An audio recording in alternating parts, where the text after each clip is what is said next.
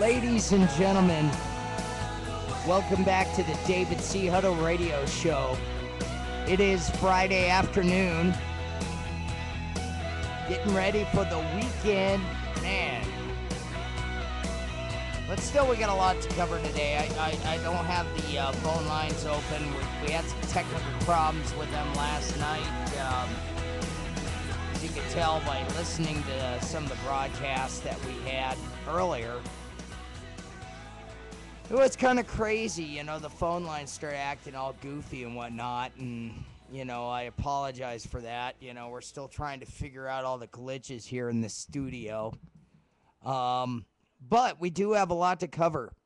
And one of the topics I do want to cover today, and, you know, we're just gonna kind of take it easy because it is, after all, Screw Off Friday, right? I mean, one of the topics I want to cover today is one that Glenn Beck brought up on his show the other night, and that is, I will not comply.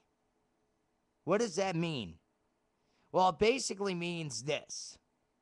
It means me as an American citizen and somebody that believes in God and the Constitution and apple pie and all that stuff, I'm not going to comply with your socialist Marxist utopia. That's right. So there. I know that's kind of a weird thing to say, isn't it? It's like, wow, huh? He's not going to comply. So I wanted to play you just a little bit of this piece, that this monologue that he did last night, and then I'm going to expound on it. And if it's too boring for you guys, oh well, you know. It is Friday, so I understand that probably a lot of you aren't listening right now, but you could always catch the podcast later on the YouTube channel or on the Blog TV channel, which we're now streaming live on. And hopefully we don't have any other technical hiccups like we did last night. So, why don't we get right into it? This is what Mr. Becks said last night on his show. Let's take a listen. I'm so tired of these elites telling us what to do. I'm so tired of it. I went to college when I was 30. I am the first in my family to go to college. And I didn't complete college. My children are going to be the first to complete it. I paid for college myself. I am lucky enough to be able to afford their college. I was the freak. I was the old guy, 30-year-old guy. What's this guy doing? Underclassmen. What is going on here? The professor actually asked me, Mr. Beck, why are you here? Because I want some answers. I could only afford one class, and the rest of my education, I did myself. I'm a self-taught man, and I am proud of it. Because I saw hard work from my father, because I saw passion in what he did. I saw it from my grandfather. Because I saw people work themselves to death, I happen to have good work ethic. And I hope my kids learn it from me. And I hope that they are as lucky as I am to attract others that also have hard work ethic, that they share the same values. And then you know what happens? If the government is really unlucky, you end up in the Wall Street Journal. Maybe on the cover of the business page, right there on the front. This story is less about me and more about you. Glenn Beck rallies troops for revolution against TV. You damn right. It's time for a revolution against all of the elites. If you are lucky, you're surrounded by people like I am with you. And you and your children can end up here. I end up there because of the people I work with. I end up there because you understand. You want to be a part of it. Look, we're a lot alike. We both recognize that one man can change the world. But he needs others around him. And it is our shared values that allow us to work together. But our values are being destroyed. Our culture is being destroyed. We're working on restoring love. because it's what connects us to one another. Okay, so you got kind of the gist of that, but that wasn't exactly the monologue I was looking for. I'm going to put the other monologue on because it really, really, really hit me pretty hard last night. I didn't really cover it because we had the guest on. But he's right. I mean, he's absolutely right on that one. So let's just check this one out. This one, another monologue here. It's pretty They are good. telling us now not to let our kids work on farms when youth unemployment in America is nearly 20%. Why? Why are they doing that? African American youth unemployment is 45%. Why would I want more kids not working? Yet, the government is swooping in to save the day with regulations and take even more jobs and more valuable learning experiences off the table. Why? Here's a message to the elites. I know what you're doing. Anybody who knows history, anybody who's even read a damn newspaper from Venezuela knows what you're doing. And here's another clue. You overeducated dopes. Food does not come from the grocery store. It comes from farmers. Now, who is this going to hurt? You think that's going to hurt the small farmer or the big farmer? Unrelated note, see who's buying up all the farmland globally. In China, they're now starting to buy up all the farmland in Australia.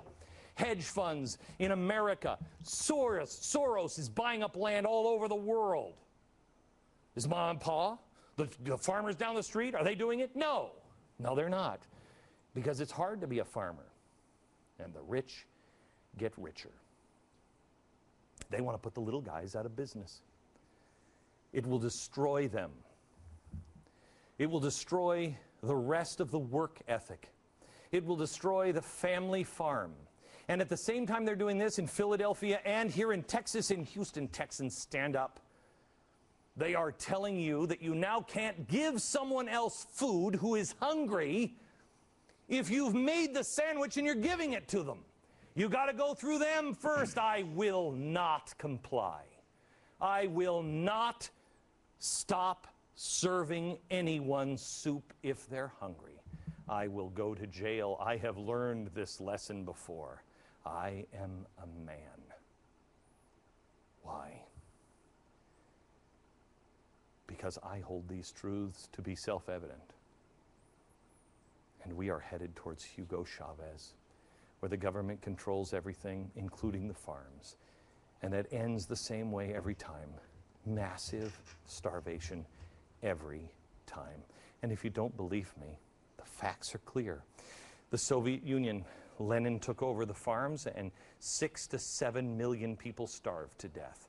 In China, Mao's great leap forward ended up in a big pile of dead bodies. 20 to 40 million people starved to death thanks to communist dictators, violence, and collectivist farming policies. In Zimbabwe, Robert Mugabe stole the nation's farms as reparations and gave them to black people. The problem is he didn't give them to farmers, and they're still suffering. 12,000 children starve to death every year in Zimbabwe. Chavez in Venezuela, he's confiscating farmland, and food has been scarce. Oftentimes, grocery store shelves are bare. When government that take the people's farm, the people starve. It's a mathematics certainty, and I will not comply. Okay, folks. So, I mean, he made it abundantly clear, and, you know, quite frankly, I have to agree with those statements. What the hell are we doing? I mean, I don't mean to get feisty here on Friday night, but what the heck are we doing? We are letting the government regulate our food and our farms and our labor laws, if that's not already bad enough. You get all these kids. All right, let me explain something. Yeah, I got a stepson. All right, he's 14. I know in 2 years he's gonna be driving. He's gonna want his own car. He's gonna want to pay for gas and insurance and all that stuff. Well, who's going to pay for it? Is it going to be me? No. I'm already saying that now. Get a job.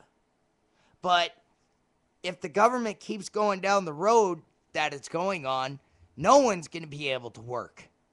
No one. Not even us. Not even the schmucks that go to work every day. Not even the guy that, works in his own business. Because they're going to out-regulate everything. When are we going to just stand up and say the same thing that Mr. Beck just said, and that is, no, I'm not going to comply with this stupid nonsense, this bullcrap. I'm not going to comply with it. You can kiss my ass, and that's the end of it.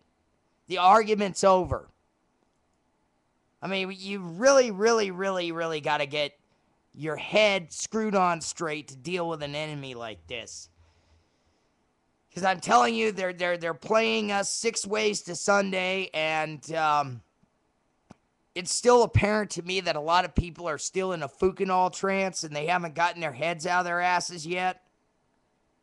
When are you going to do that? When are you going to actually wake up and go, oh, man, maybe I should get my head out of my ass and actually step up and say something before it's too late, before they out-regulate it. I mean, they want to do everything to it. They want to control the food we eat. They want to take our guns away. They want to control our speech. They want to control the internet. They want to control the cars we drive, the kind of gas we can buy, the kind of motors we could have, the kind of light bulbs we could have in our house. The list goes on and on and on. And Obama's got a czar for every single one of these schmucks policies.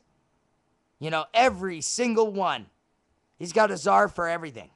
Light bulbs, tennis rackets. He's probably got a racquetball czar, knowing him, to make sure that he always wins at racquetball against the other Democrats. Probably that's what's going on. He's got a racquetball czar. We'll just go into all the czars that he's just invented in the last 24 hours just to get a hard on, He's got the Viagra czar, just so he could get it up again when he's, stooping Michelle. He's got the pencil pushing czar. He's got the schmuck czar. He's got the vanilla ice cream and the chocolate ice cream czar. He's got the refrigerant czar to make sure the ice cream's at the proper temperature. And then he's got 3 czars appointed over them to supervise it. See what kind of stupidity that we've gotten ourselves into? I mean, I am so looking forward to this election. I hope we beat the pants off this schmuck. And if you're stupid enough to vote for him again, get your head in front of the shotgun before you pull the trigger, okay? Do us all a favor. We're done playing the Marxist routine here. This is one man's opinion. I don't care if I offend you. I don't give a shit. It's my First Amendment right. If you don't agree with me, that's fine. But if you agree with me, that's fine too. I don't really care. It's not that big of a deal to me. I guess I'm going on a bit of a rant this Friday. I just find it asinine that they got to control every aspect of our lives. And yeah, it will cause starvation. It will cause riots in the streets. And as sure as I'm sitting here, it'll cause a civil war in this country. Us versus the communist street shit vermin. That's what, Mike was being nice on the air last night. He thinks we could get these guys, kind of cordoned off. I hope he's right. And like I said, I'm pushing for Santorum. I got to say, Santorum is the guy for me. I mean, I know some of you like Romney or Newt or Ron Paul even. I like Ron Paul's domestic policies, but he's a fruitcake when it comes to foreign policy. And he's still in bed with the same schmucks as Obama, like Soros and some of the big lobbyists and crap like that. Hey, it's all there right in front of you. You can look it up if you want to. I mean, it's all there. It's not hidden from view.